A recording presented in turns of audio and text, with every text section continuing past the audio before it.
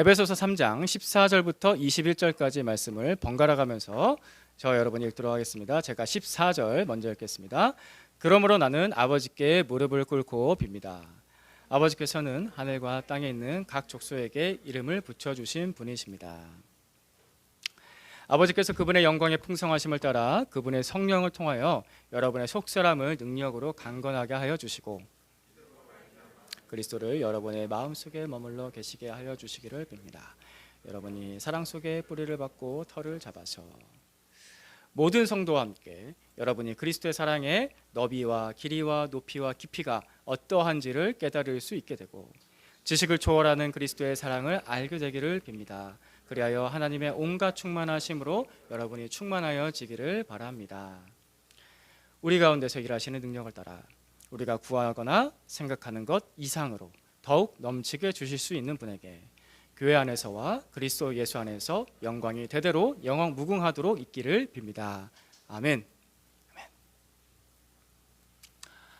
우리 하나님은 풍성하신 하나님이십니다. 그분은 언제나 우리의 생각 그 이상, 우리가 기도하는 것 그 이상을 주시는 분이십니다. 20절 말씀에 이렇게 나와 있습니다. 같이 봅니다. 시작. 우리 가운데서 일하시는 능력을 따라 우리가 구하거나 생각하는 것 이상으로 더욱 넘치게 주실 수 있는 분에게. 아멘. 하나님께서는 우리가 구하거나 생각하는 것 그 이상으로 넘치게 주시는 풍성한 분이십니다. 나의 생각의 틀을 깨시는 분, 내 삶의 틀을 깨시는 분, 내 고정관념을 깨시는 분, 내 감정의 감옥도 깨시는 분, 내 경험에 안 좋은 그 틀들을 깨시는 분, 갇혀있지 않게 하시는 분, 그래서 자유할 수 있게 하시는 분, 그분은 크신 하나님, 풍성하신 하나님이십니다. 그 풍성하신 하나님께 그래서 많이 구하세요. 여러 가지로 많이 구하세요. 여러분의 고민과 여러분의 문제와 나의 건강의 약함과 내 감정의 뒤틀림과 관계의 문제들, 풀리지 않는 내 의문들 가지고서 주님 앞에 나아가십시오. 그분은 내가 생각하는 거나 구하는 것 그 이상으로 언제나 넘치게 좋은 것을 주십니다. 구하면 늘 좋은 것을 주십니다. 안 구하니까 좋은 걸 못 받아요. 구하는 자에게 좋은 것 주시는 우리 아버지께 많이 구하십시오. 많이 구하세요. 아멘. 많이 구하세요. 적게 구하는 게 손해야. 많이 구하십시오. 많이 구하십시오. 16절 말씀 같이 봅니다. 시작. 아버지께서는 그분의 영광의 풍성하심을 따라 그분의 성령을 통하여 여러분의 속사람을 능력으로 강건하게 하여 주시고, 속사람의 강건함을 위해서 기도하는 것은 나 자신만의 기도로는 되지 않습니다. 나 혼자서 기도한다고 이게 되지가 않습니다. 이것은 누군가 나를 위해서 기도해 줘야 되는 거고 나도 역시 누군가를 위해서 기도해야 되는 것입니다. 그래서 교회가 있는 거죠. 속사람의 강건함을 위해서 나 자신을 위해서도 기도하시지만 늘 옆에 사람을 위해서 기도하십시오. 우리 형제자매들을 위해서 기도해 주십시오. 옆에 사람들 바라보면서 이렇게 얘기해 봅시다. 내가 너의 강건함을 위해서 기도해 줄게. 시작. 내가 너의 강건함을 위해서 기도해 줄게. 내가 너의 강건함을 위해서 기도해 줄게. 여러분의 강건함을 위해서 기도합니다. 그래야지 풍성해지고 강건해집니다. 혼자만은 할 수가 없습니다. 이 말씀에서 강건이라는 말이 나오는데 이 강건의 반대말은, 그리스어에서 이 강건의 반대말은 낙심입니다. 낙심하다를 쉽게 풀어서 얘기하면은 용기를 잃어버리다입니다. 하나님을 믿는 사람도 낙심할 때가 있습니다. 그리스도인도 용기를 잃을 때가 있습니다. 그렇습니까? 조지 밀러 목사님은 5만 번 이상 기도 응답을 받은 기도의 사람으로 굉장히 유명하신 분이십니다. 그래서 기독교 서점을 가면은 이 책 꼭 있습니다. 5만 번 이상 기도 응답을 받은 조지 밀러. 옛날에 수많은 고아들을 2,000명이 넘는 고아들을 기도 하나로 먹여서 양육하신 분이시죠. 이분은 뭐 기금을 마련하거나 누구한테 전화해서 편지를 해서 우리 좀 후원해 주세요 이런 걸 한 번도 하신 적이 없습니다. 한 번도 하신 적 없고 그냥 기도했습니다. 그래서 그의 매일매일은 거의 기도 응답의 나날이었습니다. 기도하면 돼요. 하지만 그 직전까지는 항상 늘 긴장 상태. 하지만 조지 밀러 목사는 그 끝까지 그 위기의 순간에 그 절벽 끝에 있는 것 같은 그 순간까지도 끝까지 기도했던 사람. 기도 하나로 승부를 봤던 사람. 그래서 기도의 사람으로 굉장히 유명합니다. 그래서 2,000명이 넘는 고아들이 이분을 아버지로 섬기며 그렇게 양육을 받으며 자라났습니다.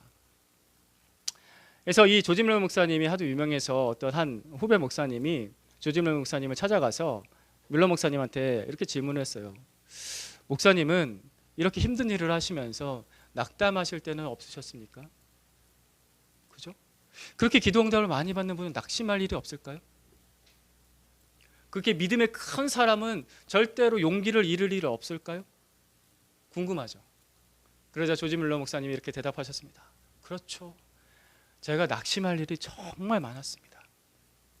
정말 셀 수 없이 많았습니다. 하지만 그때도 하나님께서 나의 피난처이셨습니다.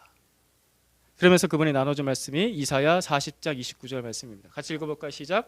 피곤한 자에게는 능력을 주시며 무능한 자에게는 힘을 더하시나니. 아멘. 피곤한 자에게는 능력을 주시며 무능한 자에게는 힘을 더하시나니. 조지 밀러 목사님이 이렇게 얘기했어요. 저는 62년 전 저는 너무나 영적으로 빈약하고 무기력한 설교를 했습니다. 그래서 그 설교가 내게는 아무런 힘도 되지 못했고 또 그래서 다른 사람에게 전혀 위로와 힘을 주지 못했을 거라고 저는 그렇게 생각했습니다. 저는 그렇게 무기력했던 사람입니다. 하지만 오랜 세월이 지난 뒤 저는 그때의 설교를 통해서 축복을 받았다고 고백하는 19명의 사람들을 만나게 됐습니다. 피곤한 자에게는 능력을 주시며 무능한 자에게는 힘을 주시나니 더하시나니. 조지 밀러 목사님은 이 말씀대로 이루어지는 삶을 살았습니다. 낙심하지만 힘을 더해 주시는 주님. 사람은 좋은 일이 생기면 자랑하고 흥분합니다. 나쁜 일이 생길 때 낙심하게 되죠. 좋은 일이 생길 때면 흥분하며 자랑하는 것은 누구나 그렇게 할 수 있습니다. 하지만 우리가 정말 우리의 몸과 마음을 일으켜 세워줄 수 있는 그런 흥분 같은 힘, 자랑할 것 같은 그런 힘이 필요할 때는 우리가 넘어졌을 때죠. 낙심했을 때죠. 용기를 잃을 때입니다. 그래서 성령께서는 내가 용기를 잃을 때, 내가 넘어졌을 때, 내가 실패할 때, 진짜 내가 아무것도 아닌 것 같을 때, 내가 정말 필요할 때, 그때 성령님은 우리에게 용기를 주십니다. 우리를 강건하게 하십니다.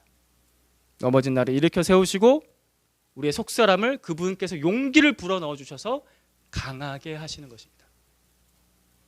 그래서 아무 고난도 없는 삶, 그 평안히 사는 삶이 복인 것만은 아니에요. 왜냐면요, 내 속사람이 강해질 기회가 적어져요. 평안하기만 하면. 약해요. 온실 속의 화초처럼 약할 수밖에 없습니다. 그래서 조지 밀러 목사님은 또 이런 말을 했습니다. 시련, 고난, 역경, 슬픔, 공궁, 이 모든 것들이 바로 믿음의 양식입니다.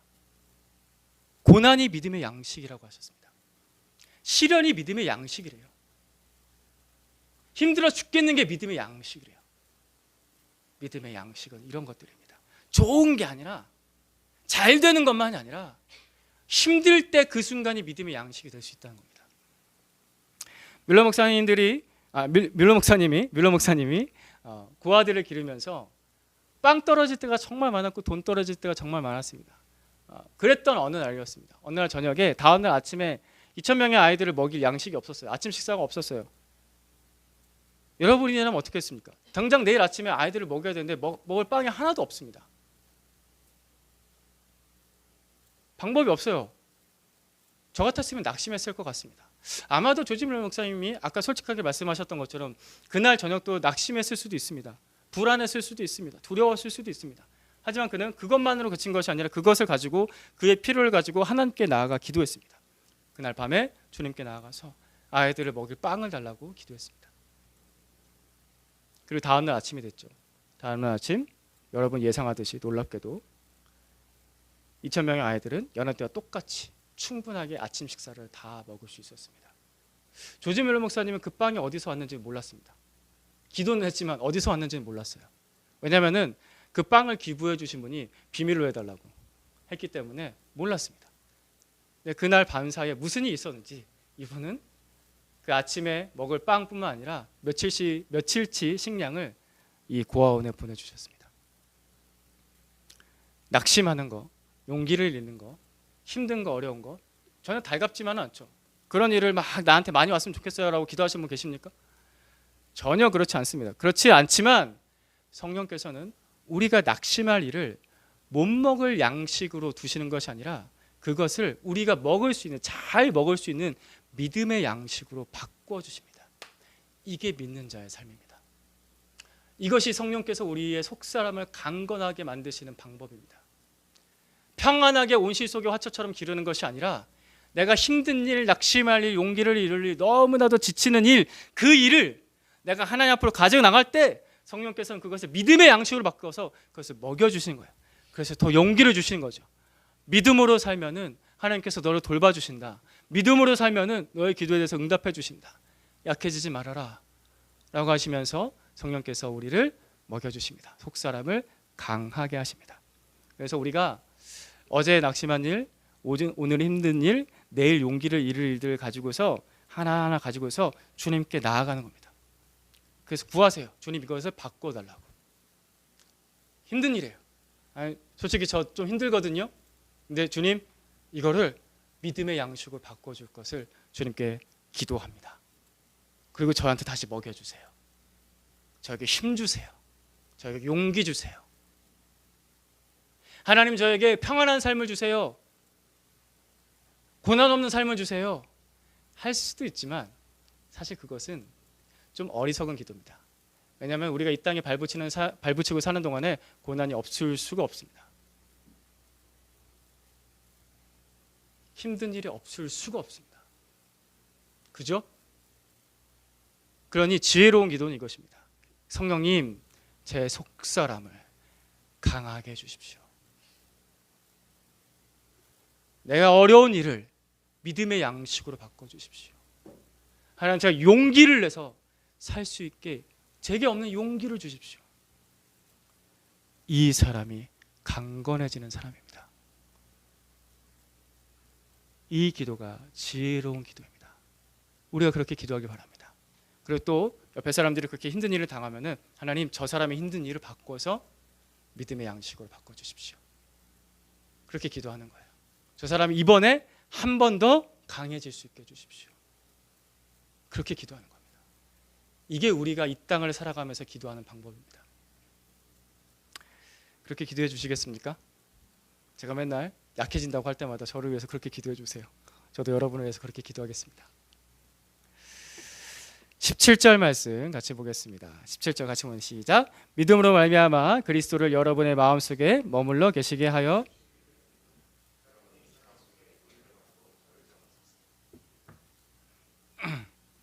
우리가 예수님을 믿을 때 예수님께서 우리 마음속에 들어오셔서 우리와 함께 사십니다. 이것을 영접이라고 합니다. 여기서 마음에 머물러 계시게라고 했습니다. 이 마음은 사람의 중심을 뜻합니다. 나의 중심, 내 감정, 내 의지, 내 지성, 중심. 그러니까 이 중심에서 사람이 모든 게 시작되죠. 여기서 내 모든 것이 결정이 되고 내 모든 것이 시작이 돼요. 그 중심에 예수님을 모시는 겁니다. 여러분은 여러분의 중심에 모든 것이 시작되고 모든 것이 결정되는 여러분의 중심에 예수님을 모셨습니까? 영접이라는 것은 예수님과 내가 편할 수 있는 적당한 거리를 두고 그래서 적당한 변두리에 예수님을 모셔두는 것이 영접이 아닙니다. 그것을 믿는다라고 하지 않습니다. 영접은 내 마음의 중심, 내 마음의 왕좌에 내가 앉아 있는 것이 아니라 예수 그리스도께서 앉아 계시는 것, 그것이 영접입니다. 그것을 믿는다라고 합니다. 혹시 아직까지도 내가 믿는다 했지만 또 믿지 않고 있지만 예수님을 중심에 모시지 않은 분들이 있다면은 변두리에 두신 분이 계신다면은 정신을 차리고 오늘 말씀을 잘 들으셔서 예수님을 중심에 모시십시오. 그렇지 않으면 영접이 아닙니다. 그 믿음 아닙니다. 여러분의 구원을 담보하지 못합니다.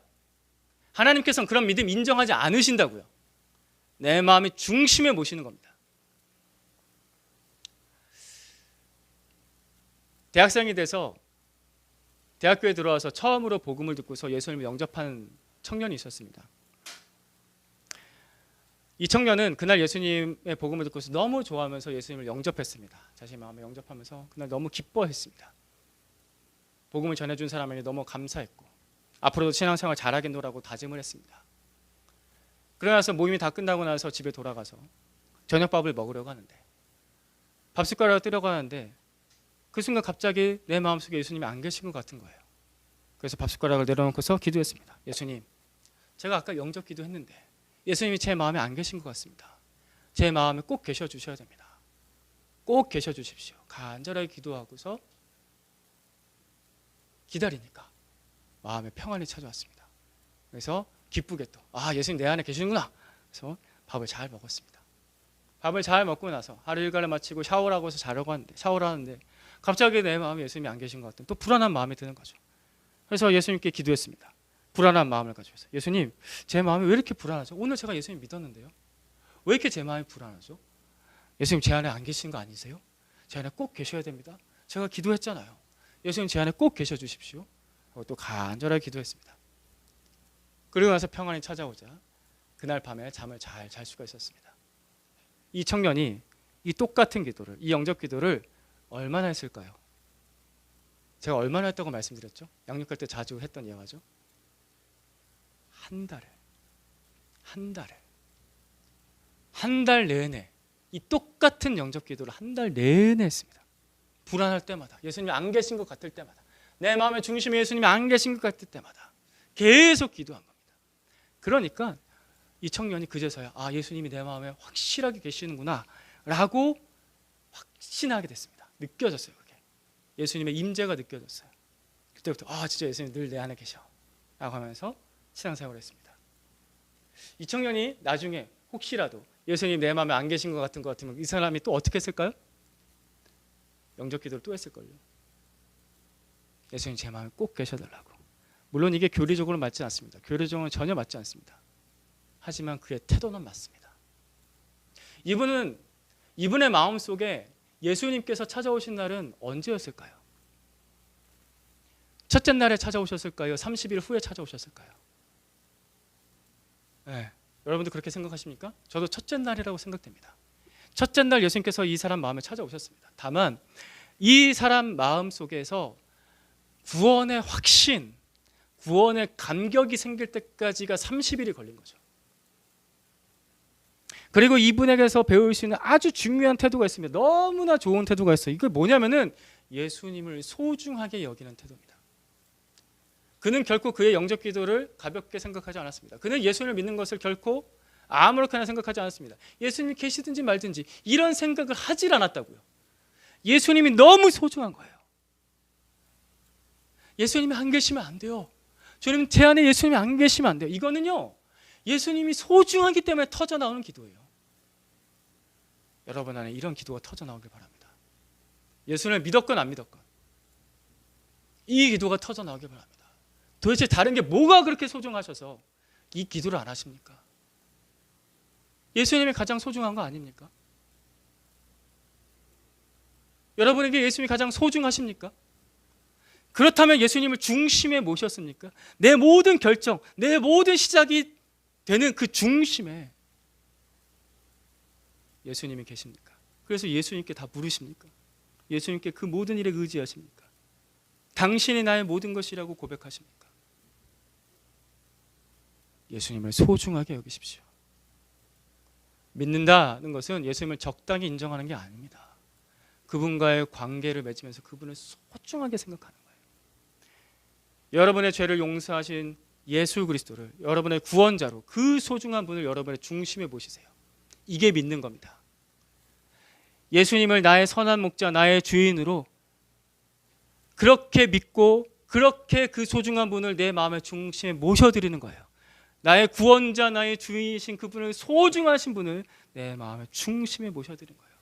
사랑하는 형제자매 여러분, 다시 한번 더 당부드립니다. 변두리가 아니에요. 중심입니다. 중심입니다.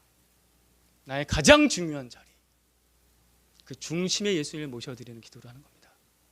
그것이 믿음, 그것이 영접입니다. 여러분이 믿음으로 예수 그리스도를 여러분의 중심에 모시기를 간절히 바랍니다.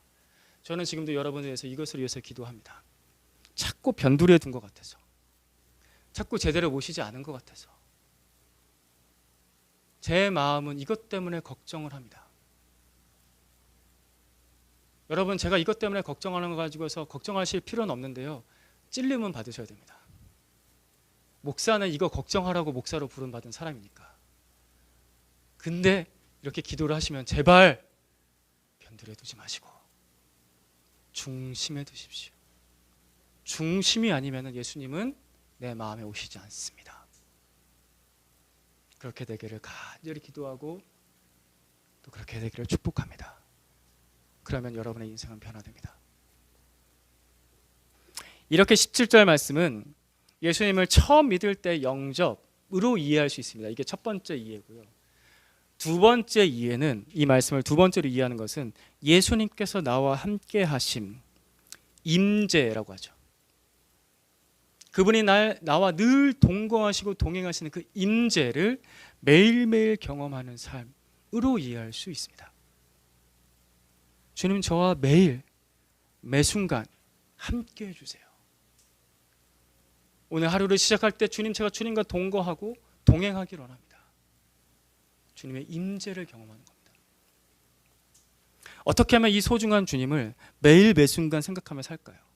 어떻게 하면 이 소중한 주님을, 그 주님께서 나와 함께 계심을, 그 임재를 매일매일 느끼면서 살아갈까요? 제가 양육하다 보면 이 질문을 많이 받습니다. 이 질문을 한다는 것은 굉장히 좋은 겁니다. 왜요? 예수님을 잘 믿어보려고 하는 질문이거든요. 그렇죠? 예수님의 임재를 어떻게 경험합니까? 잘 믿어보고 싶은 거예요. 그 질문을 잘 하시고 성경에서, 기도 안에서, 우리 교회 안에서 답을 잘 찾으십시오. 오늘은 그 한 가지를 말씀드릴 건데, 여러분이 사랑하는 사람을, 애인을, 배우자를 매일 매 순간 생각하는 것이 어렵습니까? 어렵나?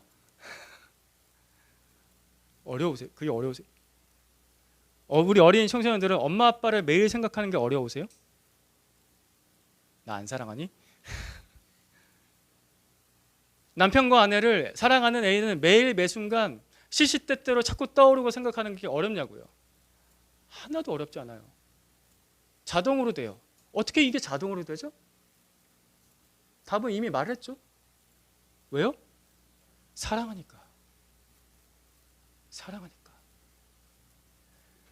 사랑은 우리의 모든 삶의 가장 큰 원동력입니다. 그죠? 동의하십니까? 이 가장 큰 원동력이 내게 발동이 될 때, 그때 연애를 한다고 생각하고, 그 가장 큰 원동력이 미친 듯이 뛸 때 드디어 미친 생각으로 결정하는 게 결혼이죠. 미친 듯이 뛰니까 다른 거 생각할 수가 없어요. 그래서 결혼을 합니다. 그러면서 결혼하고서 현실을 직면할 때 갑자기 그 뛰던 게 쿵쾅 쿵쾅 하면서 두려움으로 찾아 오시지 않으시죠? 예. 사랑은 우리 모든 삶의 가장 큰 원동력입니다. 그것이 나를 움직입니다. 어려움 속에서도 고난을 뚫고 나갈 수가 있습니다. 그래서 사랑하는 사람을 위해서 나를 희생할 수 있고, 내 사랑하는 아들, 딸들을 위해서 내 목숨까지 바칠 수 있죠. 가장 큰 원동력이기 때문에. 17절 말씀, 18절 말씀 다시 보도록 하겠습니다. 같이 봅니다. 시작. 믿음으로 말미암아 그리스도를 여러분의 마음속에 머물러 계시게 하여 주시기를 빕니다. 여러분이 사랑 속에 뿌리를 받고 털을 잡아서 모든 성도와 함께 깨달을 수 있게 되고. 아멘. 우리 예수님의 사랑은 얼마나 넓을까요? 우리 예수님의 사랑은 얼마나 길까요? 우리 예수님의 사랑은 얼마나 높을까요? 우리 예수님의 사랑은 얼마나 깊을까요? 바울은 이 질문을 하면서 예수님의 사랑을 묵상했던 겁니다. 이 질문을 하면서 묵상했기 때문에 이 기도가 나올 수 있었던 거예요. 그죠? 완전 이해가 되시죠? 여러분들 이 질문을 하세요. 바울이 주님의 사랑은 얼마나 넓을까? 주님의 사랑은 얼마나 길까? 주님의 사랑은 얼마나 높을까? 주님의 사랑은 얼마나 깊을까? 예수님의 사랑은 어떠할까? 이것을 계속 묵상하면서 기도하면서 물었기 때문에 이 사람은 속 사람이 강건할 수 있었습니다. 정말 강한 사람. 이 사람은 예수 그리스도의 임재를 날마다 느낄 수 있었던 거예요. 그걸 늘 생각했으니까. 그 사랑의 뿌리를 박은 믿음이었기 때문에 강한 사람이 될 수 있었고 예수님의 임재를 날마다 경험하면서, 그러니까 바울이 기도하면 응답이 그냥 즉각 되는 거예요. 그 사랑을 늘 생각하면서 뿌리를 박으니까. 이 에베소서를 기록하고 있었던 이 사도 바울은 지금 어떤 상태냐면은 지난주에도 말씀드렸지만 감옥에 있었어요. 고난 중에 있었다고요. 자유를 박탈당했어요. 그런데도 그의 마음은 에베소까지 미쳤고 빌립보까지 미쳤고 저 골로새까지 미쳤고 빌레몬서도 그때 썼거든요. 사랑하는 동역자라고 불렀던 빌레몬에게까지 그 사랑이 미쳤습니다. 예수 그리스도의 사랑에 깊이 뿌리 내렸기 때문에. 주님의 인재를 어떻게 경험할까요? 제가 믿는 건 어떻게 믿는 걸까요? 예수 그리스도의 사랑에 깊이 뿌리 내린 겁니다. 생각하세요. 주님의 사랑을. 그래서 우리가 우리 교회에서 양육받으면서 제일 첫 번째 암송하는 말씀이 있죠. 좋은 소식 1번. 어린아이들도 암송을 합니다. 다 아시는 말씀, 이 말씀 같이 한번 암송해 볼까요? 제목부터 시작. 좋은 소식 1, 로마서 5장 8절. 우리가 아직 죄인 되었을 때 그리스도께서 우리를 위하여 죽으심으로 하나님께서 우리에 대한 자기의 사랑을 확증하셨느니라. 주님께서 우리를 향하신 그 가장 큰 사랑이 십자가에 나타나 있습니다. 예수 그리스도의 십자가에. 나를 향한 하나님의 그 확실한 사랑이 십자가에 나타나 있습니다. 그래서 여러분, 예수 그리스도의 그 십자가를 생각하고 예수 그리스도의 그 십자가를 바라보며 묵상하고 질문하고 기도하세요. 주님의 사랑은 얼마나 넓습니까? 주님의 사랑은 얼마나 깁니까? 주님의 사랑은 얼마나 높습니까? 주님의 사랑은 얼마나 깊습니까? 물으면서 기도하고 그 사랑에 잠기세요. 이것이 예수 그리스도의 임재 안에 거하는 가장 좋은 방법입니다. 그래서 이걸 구체적으로 하자면요, 여러분이 일터에서 힘드실 때가 있잖아요. 일하다가 힘들 때, 너무나 힘들 때 주님의 사랑이 이 직장까지도 올 정도로 그렇게 넓습니까? 주님의 사랑 여기까지도 미칩니까? 주님, 저 지금 너무 힘들어요. 주님의 사랑에 미치지 않는 것 같은데, 하지만 말씀 속에서는 그러지 않았잖아요. 주님의 사랑, 제가 이 말씀을 기억해, 에베소서 말씀을 기억해. 주님의 사랑이 여기까지도 미치셔야 돼요. 왜냐하면 주님의 사랑이 넓으니까요. 저 힘들어요 하면서 기도해 보는 거예요. 아이를 양육하다가 지치고 힘들 때, 주님, 저의 인내심의 한계는 여기까지예요. 근데 주님의 사랑은 얼마나 기세요? 주님은 그 사랑으로 얼마나 오래 참으세요? 저 지금까지 여기까지가 한계인데 제 한계로는 더 갈 수가 없으니까 주님의 그 긴 사랑이 저한테 지금 필요해요 라고 생각하고 묵상하고 기도하는 겁니다. 또 우리가 힘든 일이 있을 때가 있잖아요. 인생에서 실패를 경험했어요. 우리 학생들 학기마다 시험 보고 나중에 또 고등학교 더 올라갈수록 매달 시험 있죠. 중간고사, 모의고사, 기말고사, 모의고사. 그 힘들 때 내가 열심히 어떤 시험을 준비하다가 내가 기대했는데 끝이 안 됐어요. 우리들 중에서 이미 힘든 임용고시를 통과하신 분들 계시는데 그렇게 힘든 시험, 토익 점수가 안 나와요. 토플 점수가 안 나와요. 요즘은 또 어떤 거 하죠? 스피킹 또 시험도 계속 보죠. 안 나와요. 내가 열심히 준비했는데 안 나와요. 막 내가 나락으로 떨어지는 것 같아요. 난 쓰레기야. 나 뭐 이렇게 못하지? 막 이런 생각이 들어요. 저를 날아가로 떨어질 때 그때 생각하는 겁니다. 주님의 사랑은 얼마나 깊으십니까? 이 바닥까지도 주님의 사랑이 여기까지도 내려오십니까? 주님의 사랑 지금 여기에도 계십니까? 주님의 그 깊은 사랑이 저에게 지금 필요합니다. 제가 진짜 다윗이 얘기한 것처럼 사막의 음침한 골짜기를 걷는 것 같습니다. 다윗이 고백했듯이 그 깊은 사막의 골짜기에서도 주님 저와 함께 해주십시오. 생각하세요. 묵상하세요. 그리고 그걸 가지고 기도하세요. 이것이 주님의 임재를 언제 어느 곳에서나 어떤 상황에서든지 경험할 수 있는 좋은 방법, 좋은 기도입니다.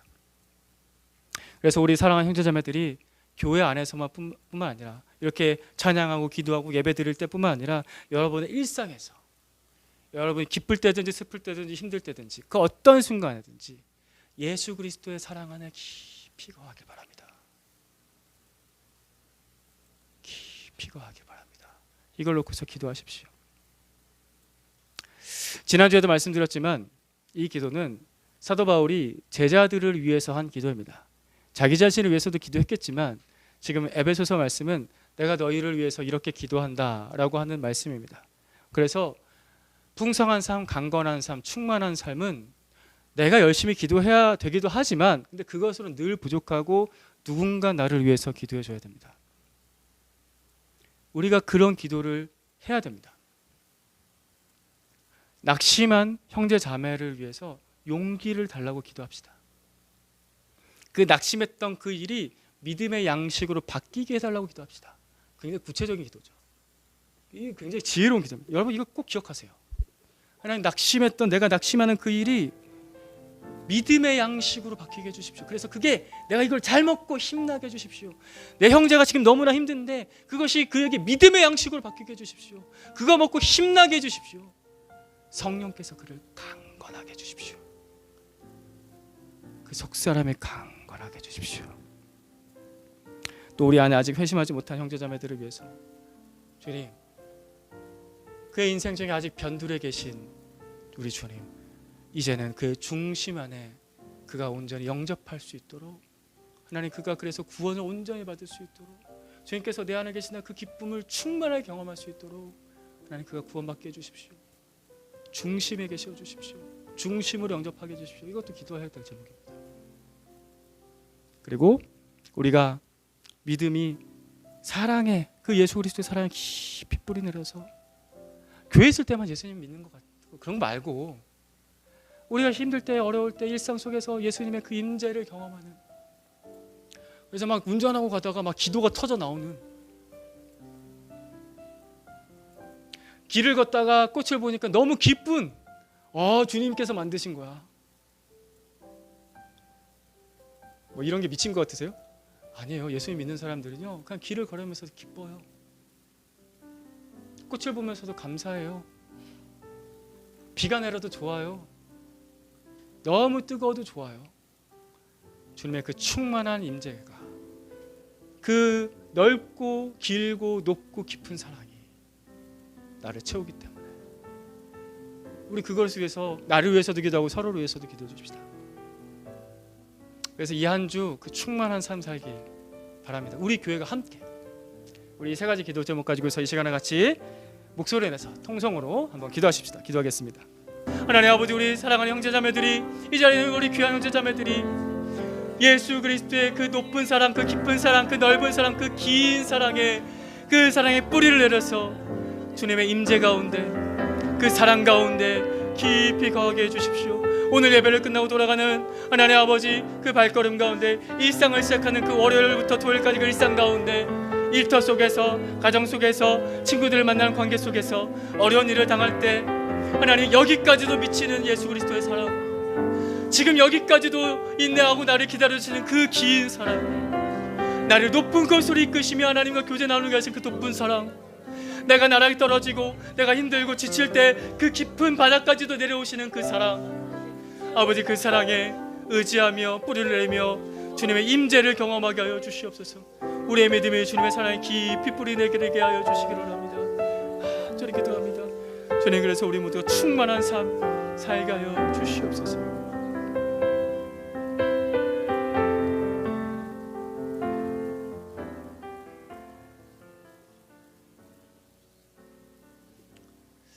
예수님,